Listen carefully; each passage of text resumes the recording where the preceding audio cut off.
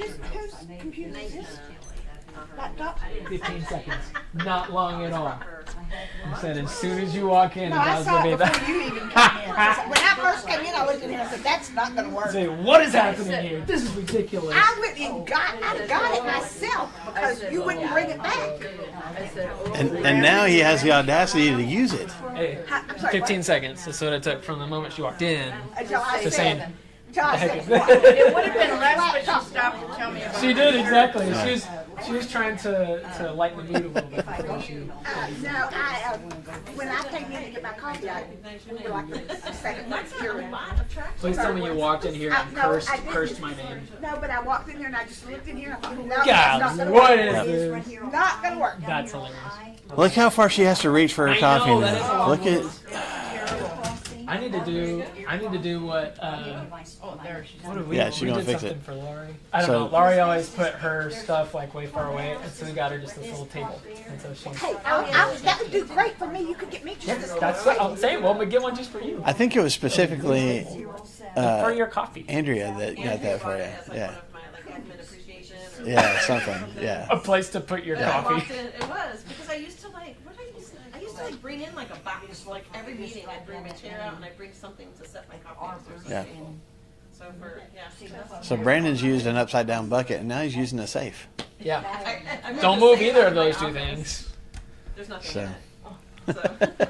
Yeah, I would like ready to go. You put it on. Or maybe there is something in it. You don't know. Who knows? I don't know. It's not locked. You can open it and see. Yeah. I'm about All to right. find out. Morning, everybody. Glad to have you here. Yes, ma'am. Well, on Sunday mornings we use Heroes coffee, but that coffee out there today is Folgers. Was that the right choice? Is that the right choice? Well, I accidentally bought a thing of Folgers coffee, and it's been donated. Sure, we'll take it.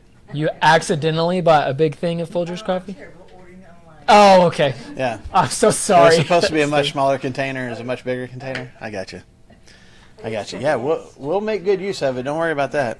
Andy Carragher bought a leaf blower online last week, and then he sent our group a picture, and it's this big. And so he was using it. He was like, it sounded like this.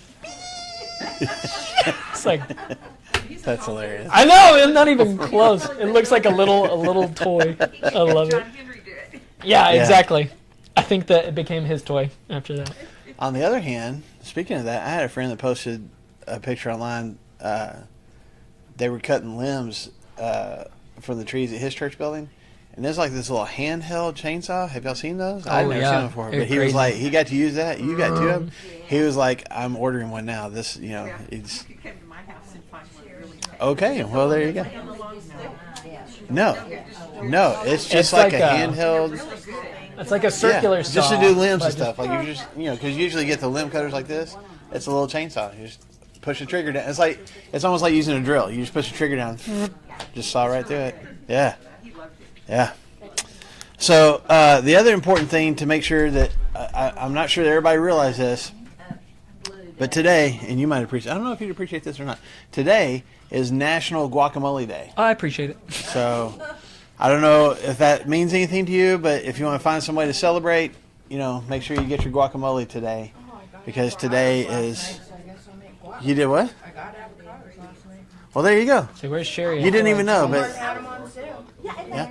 So they were nice. Oh, and Rogers, they were nice. Do you make your own guac? Yeah. For sure. Good stuff. Yeah. How many of y'all like guac? How many do? How many do? Okay. How many of y'all are better people that don't like it? I Thank say you. better people. Yes. Better human beings. I don't even like avocados. I'm with you. That's just I'm with you. sad. That's sad. Yeah. Huh?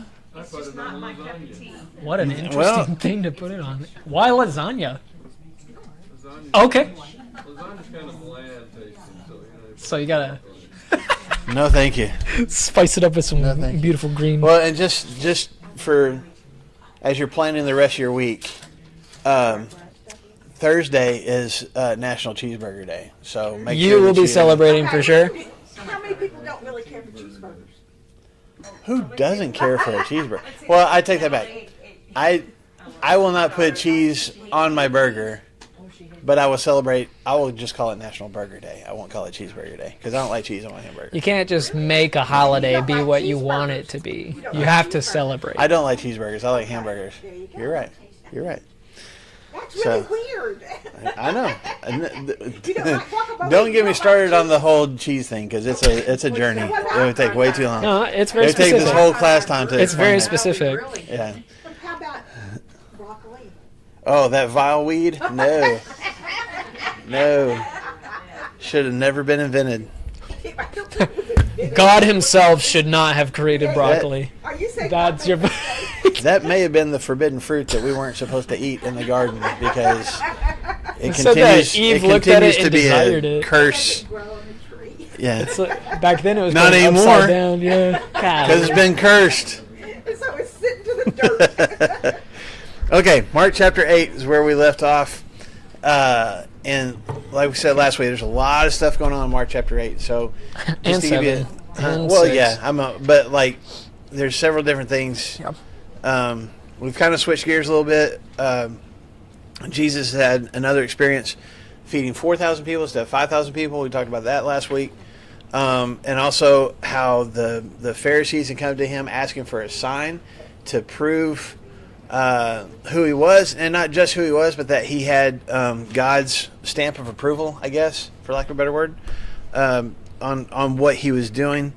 And then he had a conversation with his disciples about yeast.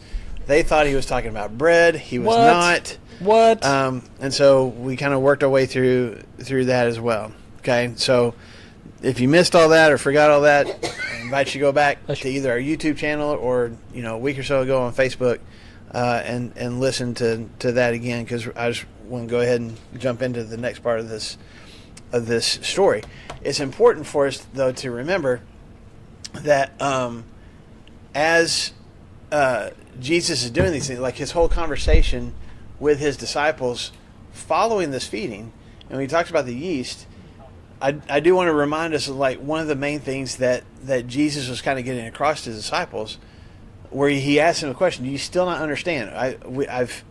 I've fed 5,000 people, I've fed 4,000 people, we've had leftovers, and do you still not get it? And we talked about last week, like it wasn't just about Jesus meeting needs. There were hungry people, and he needed to meet those needs, but the bigger thing was kind of the spiritual ramifications of that. They needed at least a little bit of something so they didn't pass out on the way home. And Jesus gave them even more so. He gave them more than they even realized that they needed. Matter of fact, they may not have even paid attention to the fact that they were starting to get kind of lightheaded because they hadn't eaten for 3 days, and he fed them. So part of it is Jesus going, I'm here to give more than what you even realize that you need, but not just physically. I'm proving to you that my kingdom and my mission is bigger than what you've had in mind. Even this whole concept of Messiah, you keep thinking that I'm going to be this physical king, that I'm going to drive out these Romans, and I'm going to establish this earthly kingdom, and the kingdom of God is going to be much bigger than that. We've already been to other places where there weren't Jewish people, and I have accepted them because I'm wanting you to open your eyes. Do you still not understand? Okay? So I want us to remember that because of hopefully what we get through today in the rest of chapter 8 as Jesus is interacting with his disciples. But he's going to do another miracle first. So if you got your Bibles, your Bible apps, we're going to start in verse 22. Okay? They came to Bethsaida, and some people brought a blind man and begged Jesus to touch him. He took the blind man by the hand, and he led him outside the village, and when he had spit on the man's eyes and put his hands on him, Jesus asked, "Do you see anything?" He looked up and said, "I see people. They look like trees walking around." And then once more Jesus put his hands on the man's eyes, and then his eyes were open, and his sight was restored, and he saw everything clearly. And then Jesus, typical, verse 26, sent him home saying, "Don't go into the village."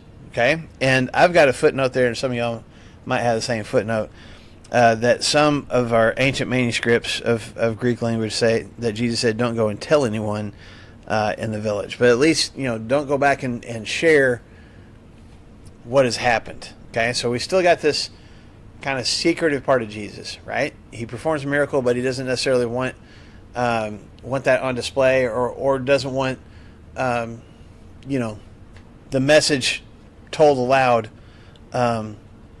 that's what he just did. Okay, blind people were basically beggars depending on others, is what it was. Probably, yeah. If they have family to take care of them, they would. But yes.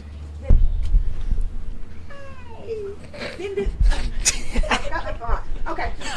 It's all gone. It's a baby. I'm sorry. Yeah, I know. It's all gone. Did they when he went back into the town, did people not notice? Would they not notice that he could For sure, which is probably why he said don't go into the village.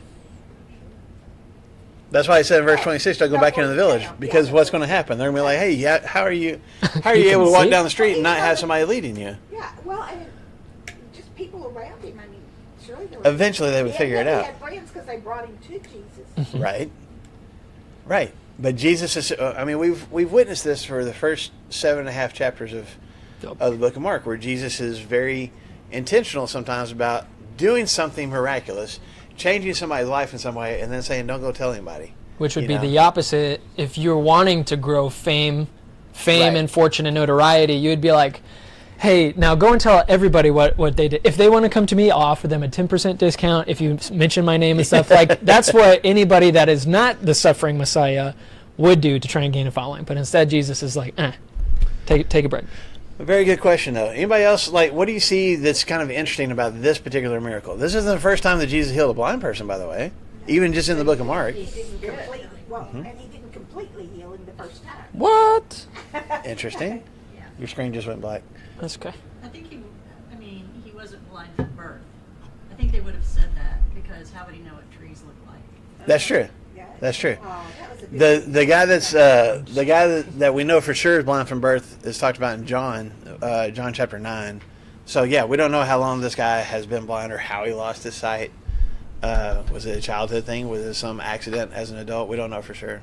So that's something good. Yeah, a lot of other miracles Point would be out. like the woman that was bleeding had been bleeding for like 12 years. a long time. And it's like, oh, it's very specific. Yeah. We need to know this information. So that's definitely one detail that Mark leaves out of this.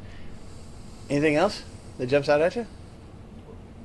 Well, that he saw the people as trees. That's what Mhm. kind of, Jesus didn't completely heal him the first time. Like with the other guy, he spit and did his thing, and he could see. But this time it was like, oh, I messed up the first time. Let me finish this job. Yeah. Jesus even asked him the question. It's like getting worked on the chiropractor or something, going to like, is this working?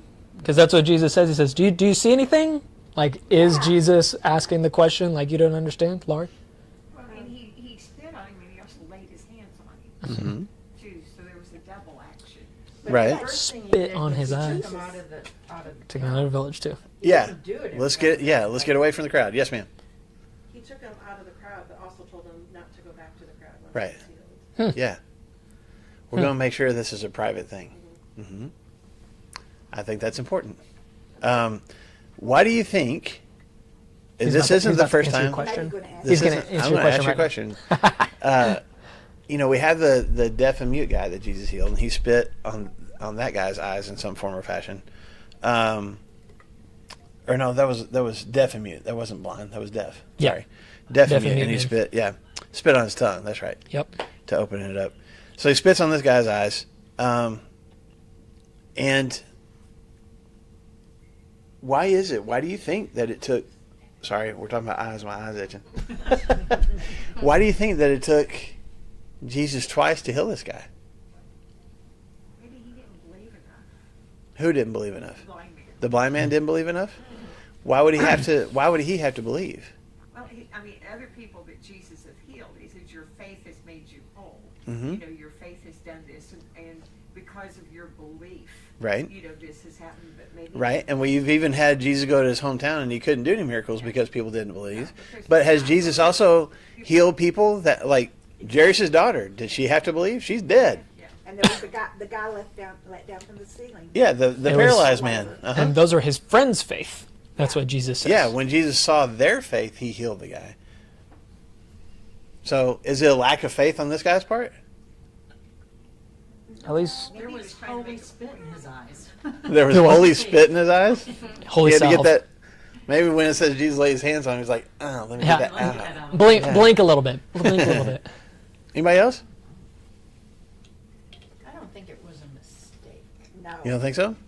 Was Well, Jesus I'm not sure what the reason is, but I But don't Jesus think it could do. a mistake. was Jesus like really tired and just like, oh, I didn't zap him good enough, and like I just Forgot to recharge with the Holy My Spirit this bad. morning. Maybe he was making a point for the apostles. What would that point be? Disciples. Well, because they're not seeing him clearly. I mean, he's done Ah. things over and over and over again. You know, I did this and I did that, and yet you're going, oh, where's the bread? You know, so maybe they're not seeing as clearly. So he's trying to make a point, you know, hey, this guy doesn't see clearly, but then, oh yeah, then he did. Yeah, I don't know. Remember, I think I think you're on the right track. I think last week's lesson, I think if we had last week's lesson and like 10 minutes more, this would be a wonderful exclamation mark at the end of last week's lesson. Because remember, they're like, oh, the bread, like, and he's like, beware the the Pharisees, yeast. yeast and leaven, the Pharisees and Herod, and then he's like, what? He peppers them with 7 questions. How do you guys not understand? Because all of the things that he's done have spiritual significance, and they either don't have the attention span or the deep hearts and deep spirits just yet to be able to think about those things. Remember, they're kind of dense and dull, where the Pharisees, they're like, we are completely blind to what you're doing, but these guys are just a little bit dull. And he's like, guys, you don't understand what happened with the leftovers? And I mean, go back to chapter 8, verse 18. Having eyes do you not see, and ears do you not hear, and do you not remember? In the very end, in verse 21, he says, do you not yet understand? So they are consistently missing the spiritual message behind the physical message. So if we take what had just happened and place that into here, what could that say about what Sharon was talking about the apostles? They're seeing truth. So They're yeah. seeing trees. Yeah. So for those watching online, didn't hear what Sharon said. Maybe it's this is Jesus is using this particular healing as a lesson for his disciples about having, I'll call it spiritual clarity, about actually seeing things the way that Jesus is wanting them to see things. And so I know we didn't talk about this ahead of time, but I kind of want to pause on. I think you're on the right track, totally. I think this is why it took Jesus 2 times to heal this guy. I don't think it was a lack of power on Jesus' part. I don't think like the battery was drained and he was like, just let me try again. Okay, now I got it. I don't think it was a lack of faith on Jesus' part. Although some people have said that, like maybe he had a moment of doubt where, Can I do this? he's been being, that doesn't make sense, but the Pharisees have been doubting him. I don't think it's a lack of faith on this man's part. It doesn't seem like he's the one seeking Jesus out. Yep. There's other blind people. Bartimaeus is on the side of the road. He's calling out Jesus' name. Please come and heal me, right? This guy is brought to Jesus by his friends. So it's not even, I don't know how much awareness he even had of Jesus and his power as much as his friends did, So I don't think it's even a lack of faith on this guy's part, because how would he know to have faith in what Jesus was about to do? So there's got to be something deeper here. And I think Jesus is using this moment to to reinforce what he just got done saying to his disciples. An object lesson for his disciples. Do you not see? And they're thinking, well, yeah, we see. There 5,000 people fed, lots of leftovers. Yeah, we see it.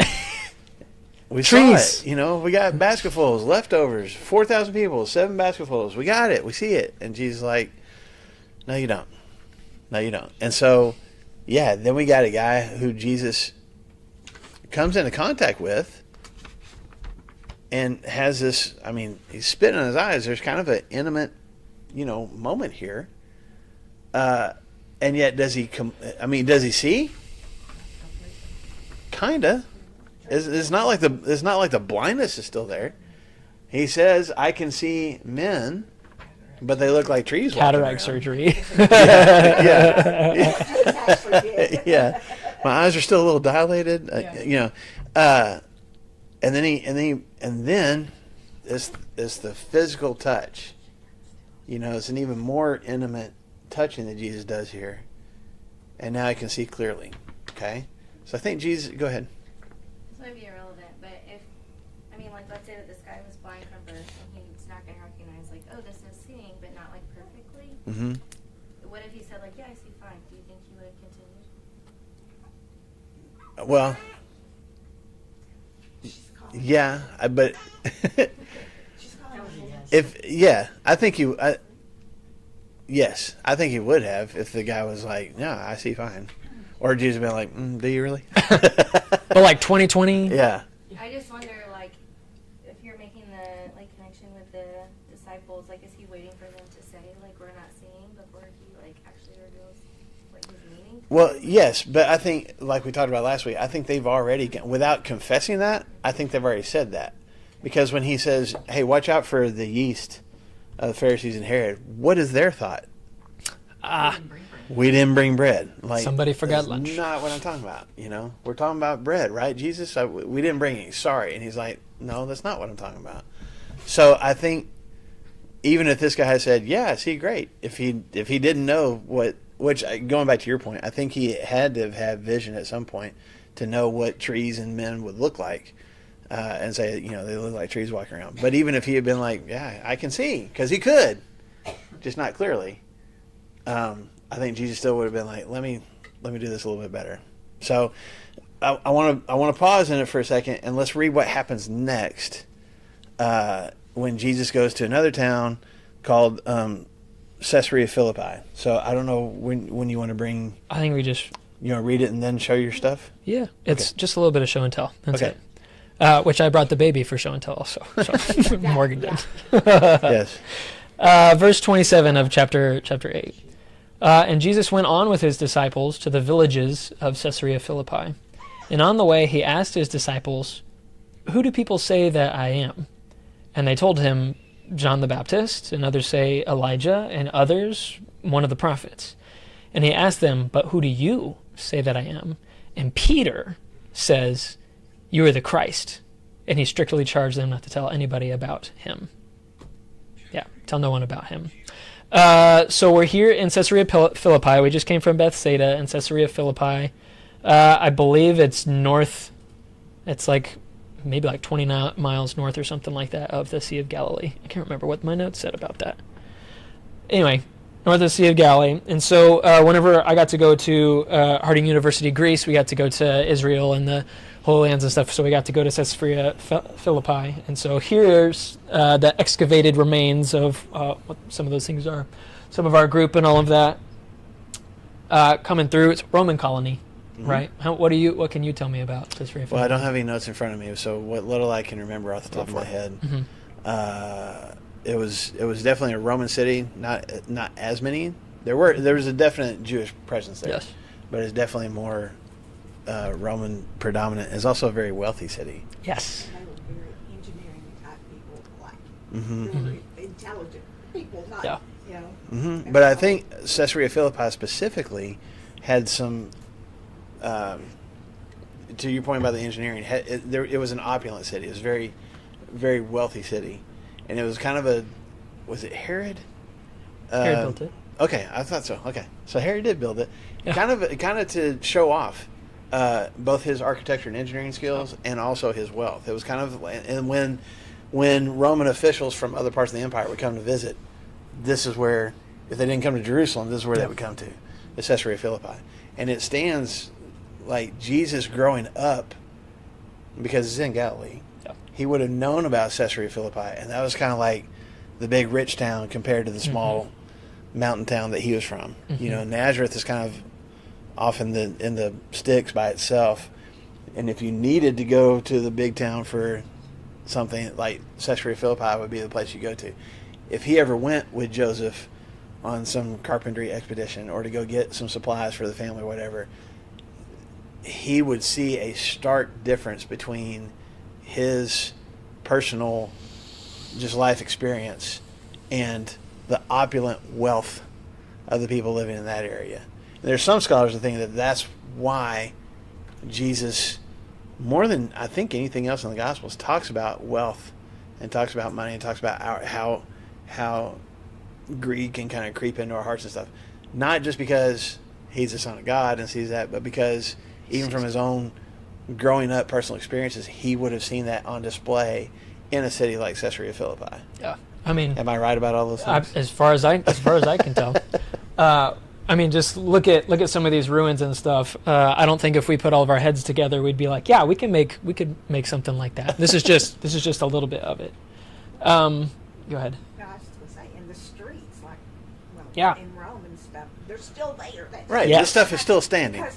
Because I-49 already needs resurfacing. And I'm like, are you kidding? Man, that was just a The couple. Romans could build, Yes. 2,000 years ago, could build streets that lasted 2,000 years. Yeah. We can't make them last. Right. 20. This stuff is, I mean, what you're looking at is 2,000 years old. Yeah. That's crazy. 100,000-pound semis. No, or giant cranes and stuff like that. Gas-powered cranes to get all these things. Like engineering, feats of engineering. Yep. Strictly. Yes. So, I mean, this is just one of those views about like this is a bigger city, and it said, remember, he went to the villages of Caesarea Philippi. So think about like you've got Bentonville, Rogers and Bentonville, and then the cities like around it and stuff too. When we're talking about cities like huge and stuff, there's a large populace of people that live here. For sure. Now, outside of the city, there is this spot right here, and this is called. They called it in ancient times the gates of hell, or the entrance to the underworld. That's what this is. So, do you see it? Well, Yep. I see it, but why? Yeah, I'll tell you why. So, there, Caesarea. I'm just going to make sure that I say everything that we've got here. This would be categorized as probably one of the most pagan places that you could visit. If you've watched The Chosen, they have like a little temple there, and then it almost looks like this. Like they did a pretty good job showing all that. In The Chosen, the disciples are like, Jesus, why are we even coming close to this spot? It would be like going to the bad part of town, but like the really bad part of town, like the outskirts that the disciples and Jesus should not be going through. They come through this spot, and this is where Jesus has this conversation. But this was known for rampant prostitution, Pan worship, Pan, Pan worship, the goat god from Greek mythology. No, it'd be Roman mythology. Maybe. I don't know. Yes, one of those, and lots of cult, scary, sacrificial stuff. So what people would do over in this area, not too far away from Caesarea Philippi, is to worship Pan. They would either engage in prostitution or other kinds of cult worship, but specifically, this is a large cavern that goes way down into a big pool, a big spring. Okay, so if you're coming out over here and you're looking down, you're like, this really is the gate to I'm like looking the to underworld. the center of the earth. I'm looking to the center of the earth. This is where like Hades and dead people go. So what they would do to get the god Pan's acceptance, or whenever they would pray to God and be like, hey, will you do these things for me? They would go to this spot and slaughter a goat and let its blood spill out right here on the edges, and then they would throw the goat down to the cistern, and if the goat sank, Pan was accepting your offer and saying, okay, we'll do something about it. If the goat floated, then your offer has been denied and we're not going to do anything about it. That's like super culty, very like evilness. And if you've watched The Chosen, there was like this darkness that the disciples were like, we should not be here. This is not a spot. Like there is nasty stuff. Whenever my father went and did a mission trip down in Ecuador, they went to some of the most remote villages around, trying to build up some communities and churches and stuff too. At night, whenever they went to sleep, they would hear this rhythmic drumming, and it was because this particular group of people were up on the mountains participating in voodoo worship and cutting themselves, dancing naked, engaging in prostitution, like all of these things because of pagan worship. Imagine being around some of that stuff, but then Jesus and his band of brothers comes in, these guys who are just hungry all of the time, coming in. And Jesus, I just think we should read it one more time really quick. Jesus went on with his disciples to the villages of Caesarea Philippi, and on the way, he asked his disciples, who do people say that I am? And they told him John the Baptist, others said Elijah, and others said one of the prophets. And he asked them, "But who do you say that I am?" And Peter looks at him and answers, "You are the Christ." And he strictly charged them not to tell anybody about him. This is a pretty intense thing, but it's missing a little bit too, because this is from Peter's perspective, but we're missing a part of what happens there in Matthew chapter 16. Oh, when he talks about on this rock. Yeah. Yeah. Yep. But what were you going to say about how that ties in? So, yeah, I mean, it's important. Yeah, are you going to talk about the gates of hell? Is that where you're going? Okay. So I won't. It is important to realize kind of where this conversation is happening. But he just got done. I mean, let's look at the context. He has a conversation with his disciples about yeast. They can't figure out what he's talking about. He says, "You're just not seeing it. You're seeing it, but you're not seeing it. You have eyes to see, but you're still not fully understanding. You're still not getting the full picture." Has this blind man brought to him. He interacts with him, spits on his eyes, and the man can see, but not completely. And then, a little bit more intimate, puts his hands on him, and now I can see clearly. And then they continue on from there, and then he asks this question: Who do people say that I am? And they have their different answers, and even their answers, they're legitimate answers, right? I mean, we've already talked about John the Baptist and how people, even the Herod that killed John the Baptist, was convinced that John the Baptist had come back. He was hearing about Jesus, and he's like, "Oh, John the Baptist come back from the dead." Other people thought the same thing. Or there's Elijah, and we've talked about how, there were similarities with Jesus and going to Tyre and Sidon and going and like having these strong words and just the fire and brimstone kind of Teaching. Yeah, teaching and interactions they have with people, but at the same time also having this miraculous power like Elijah did, and saying these bold things that people need to hear. I mean, there's a lot of similarities between Jesus and Elijah. So people are saying that, or one of the other prophets. Okay, that pick your prophet. Sums it up. Yeah, somebody. And so then Jesus flips it. He's like, okay, well, let's forget about other people. Let's talk about you guys. And these guys have had more time, more personal time, more one-on-one time with Jesus than anybody else. Now, we've seen multiple times where he's trying to get more one-on-one time with him, and the crowds keep showing up, and he doesn't. But still, all this traveling around, let's assume we're about halfway through Jesus' ministry here. So they've been together for a year and a half-ish. 24/7. They're around each other all the time. So there's a much closer relationship that he has with these guys. He's already even taken Peter, James, and John, 3 of the 12, and taken them to the side and let them even have experience miracles and things like that the other guys haven't, right? So there's a closer connection here. What do you guys think? Who do you think that I am? And Peter, being Peter, speaks up first and says, "You are the Christ." And you probably got a footnote that says the Messiah. And it's a definitive statement on Peter's part. You are the Christ. You are the Messiah. Peter, bless his heart, like, even if he still doesn't fully understand, he's fully convinced. You're the Messiah. You're the one that ever since I was a kid, I've heard is coming. I believe it's you. And, my parents, my grandparents, we've waited for the Messiah for generations. We've heard the sermons. We've heard the stories. We've been told how to expect. We've celebrated Hanukkah and lit the candles and known that Elijah is coming again. The Messiah is coming again. We've talked about these stories, these legends.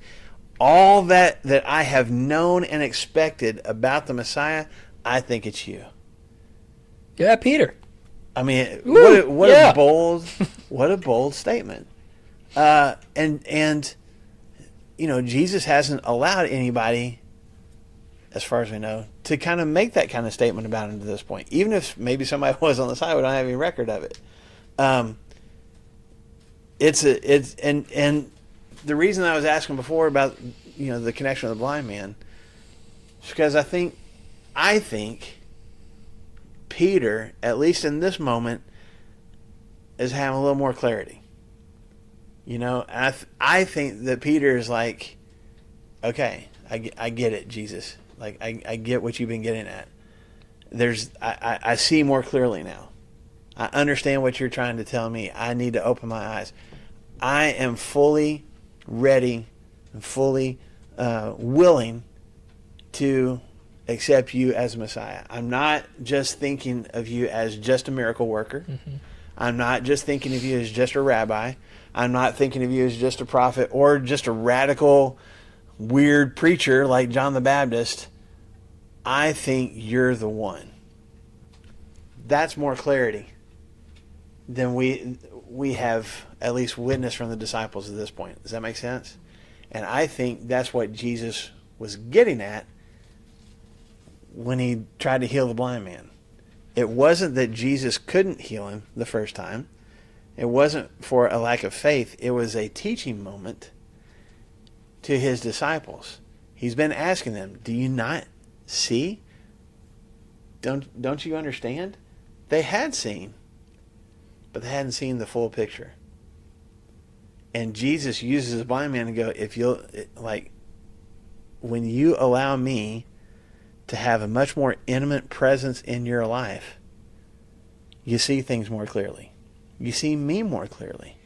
You see my purpose and my mission more clearly. Your eyes are fully opened. And Peter, in this moment, is like, you're right. I get it. I get it. So I think this is one of the more, the way Mark ties this together, and not just Mark's like, I'll include these stories together and make it fit. I think this is intentional on Jesus' part. I think this is the chronological way that things happen. Yep. But the way that Mark ties this together is just kind of helping us as the reader ask our own selves the question, do I really see who Jesus is? And once I start allowing him to have a full presence in my life, am I willing to say, that's the Messiah, that's the promised one, that's the chosen one, and all that encompasses, I fully believe, is wrapped up in him. That's what we're left as a reader to ask ourselves. So I don't mean to be too preachy there. I just it's a really powerful story for me, and both of these are connected. The blind man having to take 2 times to be healed, and this immediate, almost immediate conversation with Jesus afterwards. You can't read one without the other. I mean, you can, but I'm just like, it makes so much more sense to me when you see it that way. I heard someone call them Markan sandwiches. Yeah. He sandwiches this in there, and it all goes together. Yeah, Oh. It totally fits. I think that's the advantage of why we sit and take so long to talk about Judges, and we're taking so long. Mark is the briefest of them all, but here we are on week, I don't know, 30 or something. Probably not. But the benefit of us slowly looking through all these are like, oh, Mark didn't just be like, oh, I'll put this here. There's this intentionality of like, okay, whenever Jesus asked that question, think about the past 2-3 chapters so far. That totally makes sense why he's asking that question. And in sermons and stuff, it's far too easy to just kind of pluck and pull these little stories that can still have lots of impact for our lives, but to sit and to like marinate in them in a little bit in the context of the whole story going forward, this is kind of a big deal. Yeah, and if you go back to like our first time together when we started talking about Mark, you go back to Mark chapter 1, verse 1. Mark says, this is the gospel, this is the story of Jesus Christ. And we talked about how important it is that that's the name that he gives Jesus from the get-go. Not just Jesus of Nazareth, not just Jesus, the Son of God, Jesus Christ, the Messiah. So Mark starts out saying, this is the story about the Christ. And then what we said, and we've mentioned it a couple of times since then, you kind of get these glimpses every once in a while where Mark is like, so what do you think? I believe this is the Christ. What do you think? And now here we are at the halfway point of Mark's whole story about Jesus. And it's I don't think Mark was like, this will be the halfway point. I'll do this. I don't think that was intentional on his part. I'm just saying it kind of works out that way. We're right here in the middle of Mark's story about Jesus. Mark tells us this story and basically says, okay, we're halfway through. You've gotten to see Jesus or glimpses of Jesus, snapshots of Jesus to this point. What do you think? His disciples are starting to think he's the Christ. What about you, reader? What do you think? Who do you say that he is? But he's not done with the story yet. We're going to keep going from there. So, to your point, it kind of ties together. These aren't just random stories. There's a point to why Mark shares what he shares. So, what is Peter's confession? You're the Christ. You're the Christ. Which Christ? Remember, this isn't Jesus, last name Christ. What is he saying? He's the Messiah, which means what? What's the anointed one? The anointed one. The earthly king that's going to come and set up the kingdom of David. Right. Set up the kingdom of David. What's the? We're looking at a tree a little bit here too, though. So he gets it right. You're the Messiah. You're the Christ. So he sees with clarity, but not. He's still seeing trees. He's still seeing trees, though. He is bold enough to be like, you're the Christ, but also bold enough to get himself into trouble because he doesn't really understand what that implies. So let's keep on going right here. Get back to it. Go ahead. I was thinking he was also the one that denied Christ. So let's read verse. Yeah, we're going to get there. 31 first and Are you sure go. you know this since April 1st? Okay. That's happened right now. And we're okay. Yeah. All right, verse 31 of chapter 8 of Mark. Okay. He says, "You're the Christ." And he began to teach them that the Son of Man must suffer many things and be rejected by the elders and the chief priests and the scribes and be killed. And after 3 days, rise again. And he said this to him plainly. Okay, hold on. No parables, no riddles, no metaphors, no object lessons. What does he tell them? This is exactly who's going to kill him and why, and then what's going to happen after they kill him. Yeah, I'm going to suffer. I'm going to be rejected by all of the religious leaders, and then I'm going to be killed. And then 3 days later, I'm going to rise again. And then Mark, just to put kind of a, kind of underline a little bit, Mark says in verse 32, he spoke plainly about this. Like, so it's like, there's no, How much clearer? Yeah, this is direct. This is, I could get the beware the yeast of the Pharisees and of the Herodians, and they're like, okay, well, we're hungry. Like, I can get, okay, we got mixed up on the metaphor, Jesus. I'm sorry, we're just hungry. Jesus is like, no smoke, no mirrors, no parables, no stories. This is what's going to happen. Yeah. That is immediately on the heels of Peter's confession that you're the Messiah. And this is also, let me also point out. Go ahead. He began to teach them. Who's the them there? Just these guys, right? This isn't for the crowd. He's not telling the whole, hundreds of people that are going to come see him. Let me all tell you what's going to happen. This is just for these guys. So this is another moment of hopefully clarity for them. Like, I'm going to tell you something I'm not even telling everybody else. Yeah, we did the whole seeing, like, did people look like trees? Now we're seeing clearly. Let me tell you clearly what's going to happen. He said this to them plainly, and Peter, God bless his soul, took him aside and began to rebuke Jesus. Now, what does that mean to rebuke somebody? Tell them off, right? Yeah, exactly. And back it up a little bit too. Exactly. Not just tell them, "Hey, you're mistaken," but yeah, it's almost like you're calling their character into question. Like you're acting in a negative way with what you're saying. Like, there's something, Jesus, we need to fix your heart a little bit. Yeah. You're saying these things. Well, because what's the expectation? He says you're the Christ, so what's his expectation? He's right. What's his expectation? He thinks he's going to set up an earthly kingdom. Now, we're going to set up a kingdom, which Jesus does. Different kind of kingdom. Yeah. Different kind of kingdom. a spiritual kingdom, right? And Jesus is raising an army of people, but it's a spiritual army that is going to spiritually attack the forces of evil, right? We're not, what was it? Christy, you said last week, even if like the throne of heaven just came down and Jesus sat on it, it'd be like, I don't know about that, man. That's crazy. He tells them exactly what's going to happen. There's this expectation of, okay, you are the Christ, and Peter professes, here's the expectation that I have for you. Jesus is like, that's great. Here's exactly what's going to happen. Here's what that means. The Messiah, now that the you anointed know one. that I'm the Messiah, let me tell you exactly what's going to happen. I'll give to you the me definition. as the Messiah.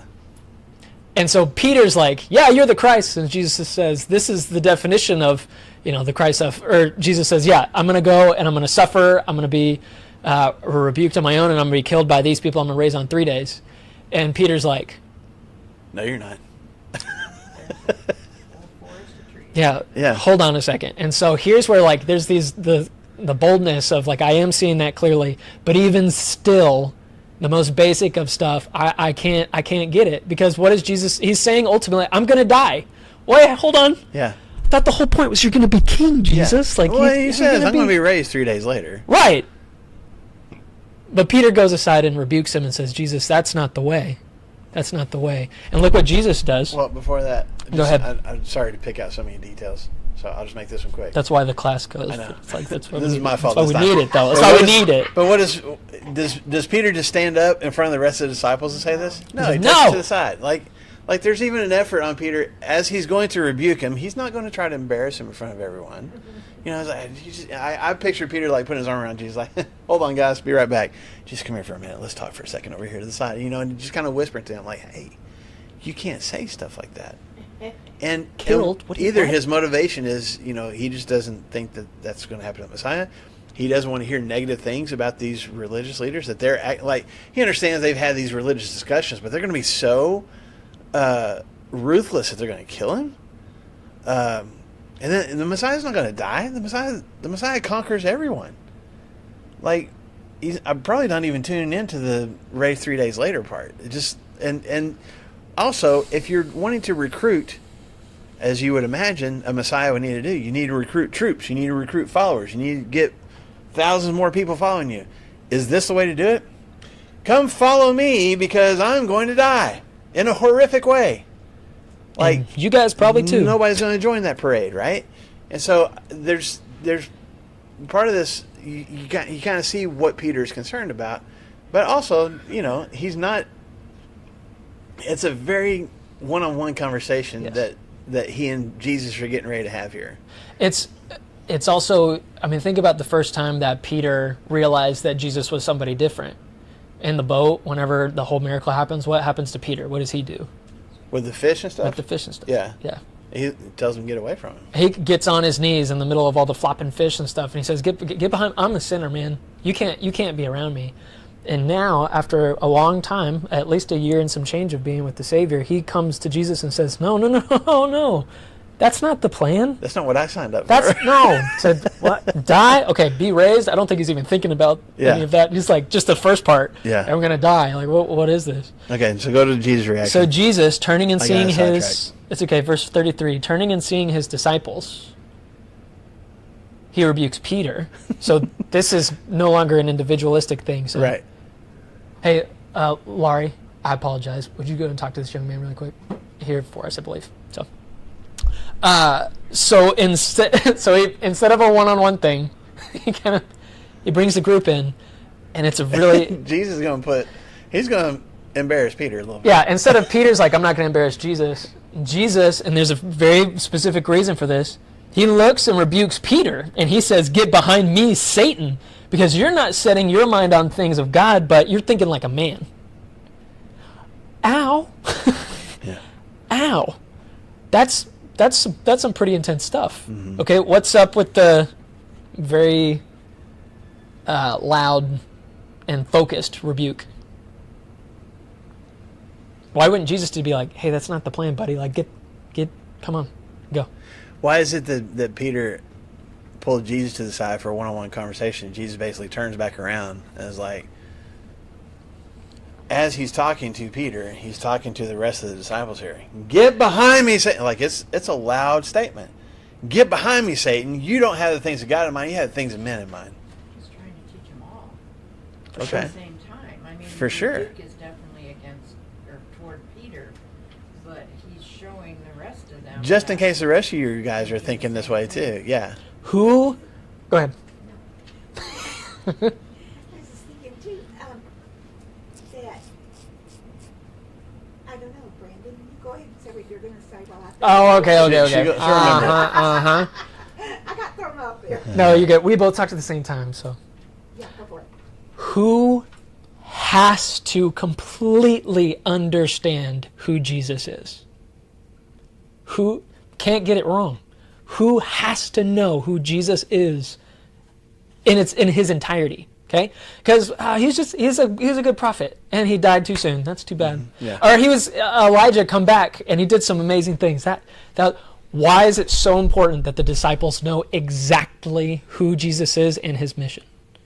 Because their mission is gonna be to tell the world. I mean, even just from the disciple and rabbi They can't perspective, get it wrong. They have to have the information from as a Jewish disciple of a rabbi. You have to have all the answers. You're learning all the information that you're going to share once your rabbi is gone and you become a rabbi. You have to know how to answer the people's questions. But to your point, it's going to be their testimony first and foremost. Once Jesus is gone, that carries this thing forward. Now, I totally get Peter. He's like, how are you going to be a king if you're dead? Or how are we going to get a following if this is the message that you're going to die and stuff like that? Mm-hmm. I mean, is Jesus's message of the suffering Messiah, the suffering servant, has that ever been mentioned before? Mm-mm. Yes. Where? Isaiah. That's right. Yeah. So Isaiah 53, that's a psalm that I turn to. I know Morgan and I both turn to very regularly in our time of communion. This is Isaiah, hundreds of years before Jesus, explain what to expect in a suffering servant. Remember, he was made nothing before us, like a shoot, out of the ground. We esteemed him stricken, like a sheep led to slaughter. He made no sounds as they led him to slaughter. That all is there. Now, it could be that Isaiah is talking about himself and all of that, but we believers look at that passage and say, this is about Jesus. This is the suffering Messiah. This is the suffering servant. He's the ultimate fulfillment of The what Isaiah was ultimate talking about. fulfillment of what he's talking about, okay? Mm-hmm. And that's hard for Peter in this moment and stuff to be like, wait, what? Like to connect those dots. We can look back now and connect those dots and be like, oh, okay, we've got it. But Jesus' main intention is to die and then to be resurrected. Why is that Jesus' main mission? So people would believe, and so that what can happen to people? That they can be saved. They can believe and look to Jesus, and we can thrust our sins and our shortcomings up to the cross so that we can be saved from those things too. Which is what Isaiah said. He took on our transgressions. By his stripes we are healed. Yeah. And so that's important and essential to who Jesus is. Because, listen, there's lots of people that don't get Jesus right. I've got some good neighbor friends on our street and everything like that, and they're Mormons, and they go to temples and their stakes and stuff like that too. The Jesus that they believe in is a different Jesus than we believe in. And so to look at Jesus in his words, in his personhood, and how he relates to God and the Spirit, we have to know and understand those things clearly, or we'll be led astray into, he's just another guy, or he had good things to say, but there's other people that have better things to say, or the words of Jesus aren't complete. We have to have more things in order to make Jesus make sense. Mm-hmm. And that is not true. And so Jesus' rebuke to Peter and the rest of the disciples is very timely and very important and focused, because if they do not get these things right over this next year and a half, they have to get it right. They've got to get it right. Spread the word if they don't know it. No, right. That's correct. Mm-hmm. That's correct. I think we can finish this, but I want us to go over here really quick. I don't want us to forget where we are. We're in Caesarea Philippi. Back in Matthew chapter 16. So if you go back to the book before Mark, go to Matthew chapter 16. We'll do this real quick. Yeah, we've got this same story right after hearing about the leaven of the Pharisees and the Sadducees and all of that. In verse 13, here's Matthew's rendition of Peter's confession of him being the Christ. So Matthew chapter 16, verse 13. I'll just read it here. Now, when Jesus came into the district of Caesarea Philippi, he asked his disciples, "Who do people say that the Son of Man is?" And they said, well, some say John the Baptist, others say Elijah, others say Jeremiah or one of the prophets. Okay, a little bit more specifics of who we're talking about here. In verse 15, he said to them, "Now who do you say that I am?" Simon Peter, verse 16, replies, "You are the Christ, the Son of the living God." And then in verse 17, Jesus answered him, "Blessed are you, Blessed are you. Blessed are you. Bless you, From the child. mouth of babes, man. Blessed are you, Simon Bar-Jonah, for flesh and blood has not revealed this to you, but my Father in heaven. Verse 18, and I tell you, you are Peter, and on this rock I will build my church, and the gates of hell shall not prevail against it. I will give you the keys to the kingdom of heaven, and whatever you bind on earth shall be bound in heaven, and whatever you loose on earth shall be loosed in heaven. And then he strictly charged his disciples to tell nobody that he was the Christ. So we get a little bit more information from Matthew's perspective here. But specifically, think about where we are in the heart of paganism, pan worship, goat slaughter, prostitution, but then on the other side, wealth and prominence and architecture, all of these things that could be worshipped. And Jesus picks this place to have this conversation with his disciples of like, okay, look at all this stuff that the world deems important. Look at all these gods that need to be worshipped, and look at the way that the world worships and puts success on all of that. Now, who do you say I am? Because that's very important. And then in that Matthew says, he says, even the gates of hell will not prevail against this confession of who Jesus is. So in this instance, Jesus is right around. What is Jesus pointing to? The big cave. Like physically pointing to the big cave, and he's meaning something bigger, obviously too. He's like, listen, even this stuff, the stuff that people worship, goats and pan and slaughter things and depend on cult worship and like witchcraft and stuff to be able to get their yeses and nos from the gods that we can't see. Look at all that and look at me. Look at me. The gates of hell, this very scary place, is not going to prevail over my mission and what I'm trying to do in this world. That's pretty intense. So yes, he's talking about the gates of hell in general, but also this specific place. You just want to finish that, or just leave it there? I mean, we Verse can 34. We can read it. Yeah. Why do you think he calls him Satan? That's very important. I'm asking. Why do you think he calls him Satan?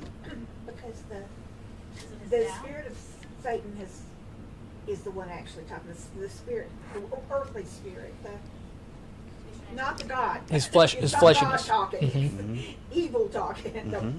And we all have some of it in us. I mean, that's our job, is to fight it. Yeah. Yeah. That's pretty intense for Jesus to be like, Satan. What has and Mark doesn't go into details. Matthew and Luke do. Mhm. But when Jesus was starting his mission on this earth, what's the first thing that happened? But he went up. Are you talking about when he went up on the mountain? Okay, he gets baptized. He launches into this ministry. And he goes into the wilderness for 40 days, and he's tempted by Satan. And we know of at least 3 specific temptations that Satan gave, which was turn these stones to bread, go up on a yourself. high place and throw yourself down because angels will catch you, or just bow down and worship me, and I'll give you all the kingdoms. Were those things tempting to Jesus? They had to have been, otherwise it's not a temptation. Yeah. It's not Okay? temptation. Yeah, and if you think about it, because there's this physical part of Jesus too. He is complete deity, but he's also a complete human being. So I've never gone for over a month without eating food. I don't know if the rest of you guys have. I never have. So he's starving to death. And Satan tells him, man, just turn the rocks into bread. You can do that. Well, he says, if you are the Son of God, Yeah, just go ahead and do it. to kind of capitalize like, Maybe you're not. yeah, just do it. Maybe start questioning himself. Right? And then throw yourself down, because God will catch you. He'll send his angels to catch you. God cares about you. And God is passionate about you, so he's going to catch you. You're wanting to establish a kingdom? I will give you the kingdoms of this earth. We can supersede the whole suffering thing. You And I'll don't- just give them to you. Like, whatever your plan is, the whole death and all that, like, you don't have to go through any of that. I will give them to you now. You just acknowledge me as the most important. All those things had to have been tempting to Jesus. Had to have been. And it says though that Satan left him for a more opportune moment. And this was an opportunity. This is another For opportune sure. moment. That I don't want to go through that. Right. And Peter gives the words to be like, that's not the right plan. Another temptation of maybe there's another way. I think that's why he calls him Satan, because Peter, unintentionally, is doing the same thing to Jesus that Satan did. Hold on. You don't have to go through all that. This doesn't have to be the plan. From Peter's perspective, the suffering and the rejection and the death, you don't have to do that. You're the Son of God. What was Satan's statement? If you are the Son of God, do these things. Peter is basically saying the same thing. If you are the Son of God, you don't have to do all these things that you just plainly said you're going to have to do.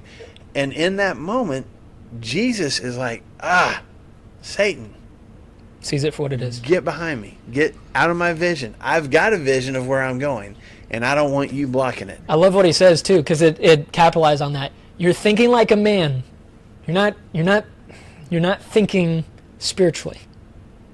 Because the man in Jesus, nobody wants to die, Right. especially an excruciating death. And for Jesus, he doesn't want that. He doesn't want to die like that, but he's willing to do that. He's just like that's the suffering servant, like a lamb that was silent on his way to slaughter.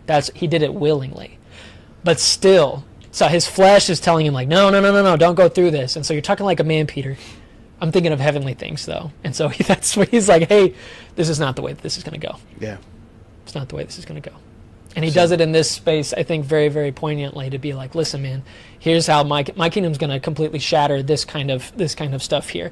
And it begins not with making this huge Messiah that you were thinking that's physically overtaking everything, but by death. That's how this is going to start. And that's crazy. That's And crazy. we're out of time for today, so we'll put a bookmark here. But just like the thought is going to continue, then Jesus is going to actually call the crowd over. This isn't a conversation for just him and his disciples anymore. The rest of the crowd is going to be brought in, and he's going to include them in what kind of the prerequisites or kind of the requirements right. of being a part of the Messiah's kingdom is going to be all about. So we'll start there and jump into chapter 9 next week. So thank you guys. Thanks for coming. Woo. Thanks, Fallon. I'm gonna be gone the next couple of weeks. Just try not to get it all anymore. Oh, Are ya? man. How long? Probably 10 days, 2 weeks. Okay. She only took 5 days. Oh, my. I'm sure you've told her that, too, already. Right? This is that moment. This is that moment.